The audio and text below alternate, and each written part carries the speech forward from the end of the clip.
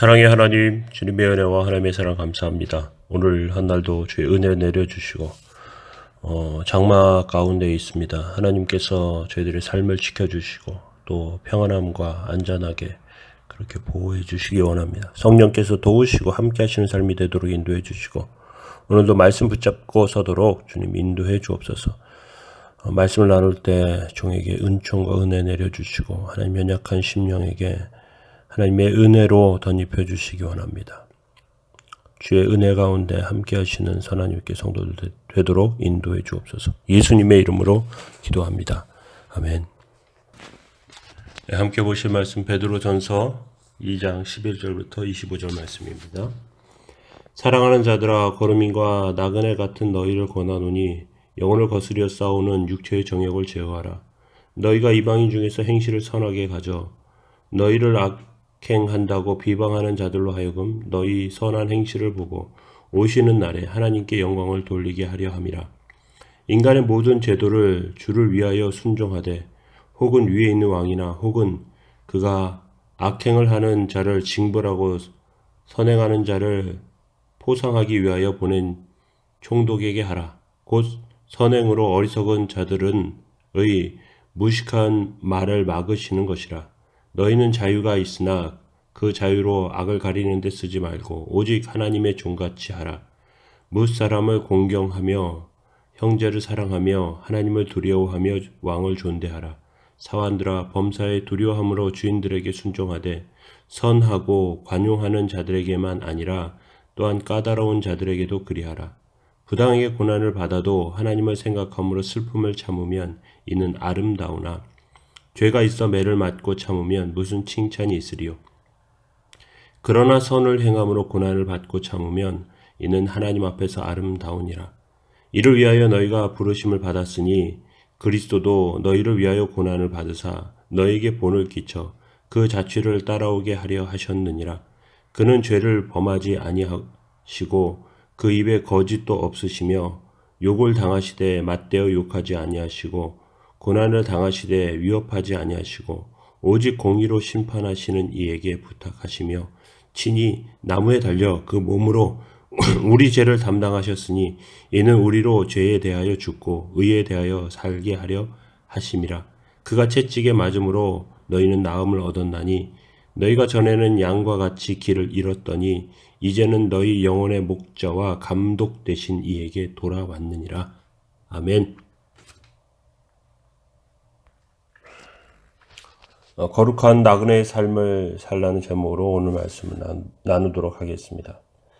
하나님의 나라를 소망하는 성도들이 어떻게 살아야 될지 오늘 말씀은 권면하고 있습니다. 먼저는 우리 안에 있는 정욕을 제어하고 생활 속에서 해야 할 도리를 다하라고 그렇게 말씀하고 있습니다. 사랑하는 자들아, 거루민과 나그네 같은 너희를 권하노니 영혼을 거스려 싸우는 육체의 정욕을 제어하라 그렇게 말씀하고 있습니다. 하나님께서 우리를 어두운 데서 불러내신 것은 주님의 말씀을 전하게 하시는 뜻이 있었고 또 한 가지는 성결한 삶을 살기를 원하시는 뜻이 있었습니다. 성결한 삶은 결국 우리 안에 있는 사욕을 버리고 우리 안에 있는 어둠의 정욕을 제어하기 위한 것입니다. 영적인 성장을 방해하는 가장 큰 장애물은 통제되지 않는 욕망입니다. 하나님께서 원하시는 새 삶을 살기 위해서 살아가기 위해서는 마음이 원하는 대로 살지 말고 하나님의 나라를 향하는 그 삶의 길에 거듭난 속사람을 위해 위협하는 욕망을 끊임없이 제거해야 합니다. 거룩한 순례도 성실한 순종도 이것이 없으면 이룰 수 없습니다. 결국 우리는 우리의 육체의 정욕을 제어함을 통해서 하나님의 나라에 가까워지는 삶을 살 수 있는 것입니다. 또한 성도들이 이방인 가운데 살지만 이방인처럼 살지 말아야 합니다. 너희가 이방인 중에서 행실을 선하게 가져 그렇게 말하고 있습니다. 사회생활이나 일반 사람들 만나다 보면 그 안에서 그리스도인인지 아닌지 잘 모르다가도 그 행실을 보고 그리스도인이구나 하는 것을 발견할 때가 있습니다. 그리스도인들은 이 세상과 전혀 다른 가치관과 삶의 방식으로 살아가야 합니다. 거룩하게 선한 행실로 세상에서 하나님의 모습과 하나님의 영광을 드높이게 되는 것입니다. 말보다 행실로 드러내며 나타내는 것이죠. 입으로만 선하게 살면 그 행실이 없는 것 때문에 하나님을 욕되게 할 수 있습니다. 하지만 말보다 행실로 선한 행동과 거룩한 행동을 하면 하나님께서 기뻐하시고 하나님께서 원하시는 삶의 모습이 드러나게 됩니다. 그런 삶의 모습을 13절부터 20절에 설명하면서 이야기하고 있습니다. 그러면서 한 사회의 시민으로 어떻게 살아갈 것이냐, 그것을 먼저 말합니다. 제도에 순종하고 또 위에 있는 자들에게 복종하라고 말합니다. 위에 있는 자들에게 복종한다 그래서 악을 행하는 것을 따라하는 삶을 요구하는 것은 아닙니다. 독재나 또는 악한 정부가 국민을 괴롭히고 사람들을 죽이는데 사용된다면 그건 하나님의 뜻이 아닙니다.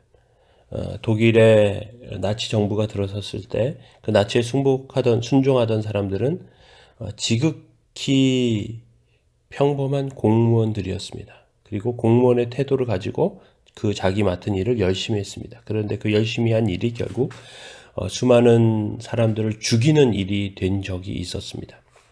무턱대고 순종하는 것이 아니고 그것은 하나님의 뜻과 은혜 가운데 이 일을 통해서 선한 사람에겐 상을 주고 악한 사람에겐 벌을 주는 그러한 권세의 그 바른 그 일들이 이루어지는데 사용되는 그러한 순종과 따르는 것입니다. 코로나19로 어려움을 겪고 있습니다.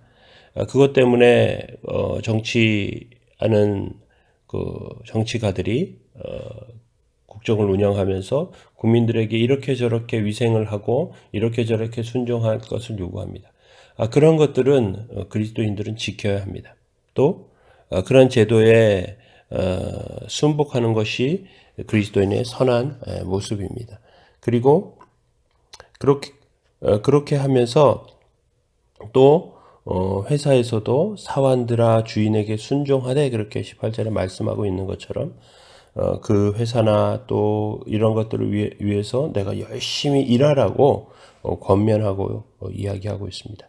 우리는 주님께서 우리에게 주신 자유를 악한 데 쓰지 않고 선을 드러내는 데 사용하라고 말씀하고 계신 것이죠. 이것이 그리스도인의 태도입니다. 하나님을 경외하는 사람들은 하나님께서 주신 그 자유를 자기의 유익과 또는 정욕을 위해서 사용하는 것이 아니라 그 자유와 이런 것들을 하나님께 영광을 돌리는데 또는 또 많은 사람들이 유익이 되는데 그렇게 사용돼야 하는 것입니다.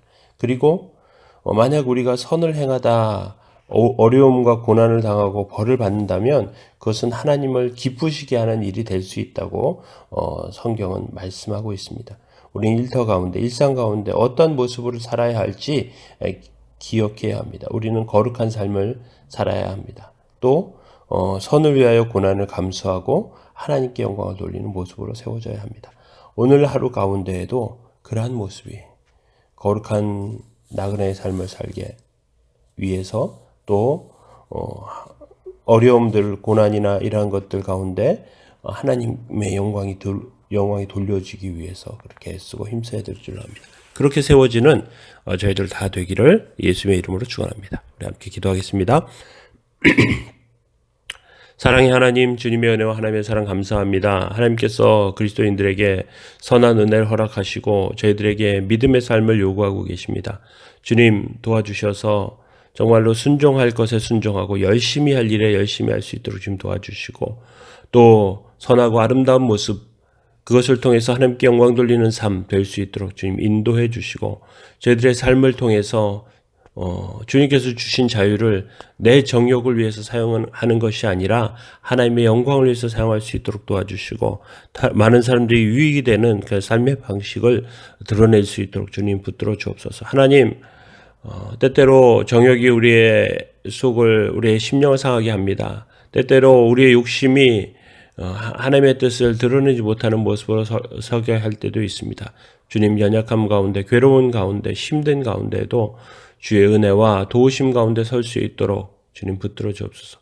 그리고 주님께서 함께 해주셔서 마음의 상처를 입은 심령들마다 위로해 주시고 하나님의 도우심으로 치료해 주시기 원합니다. 정말로 주님께서 치료해 주시고 주님 붙들어 주옵소서. 성도들의 삶을 지켜주시기 원하며 감사드리며 예수님의 이름으로 기도합니다. 아멘. 우리 함께 기도하시겠습니다.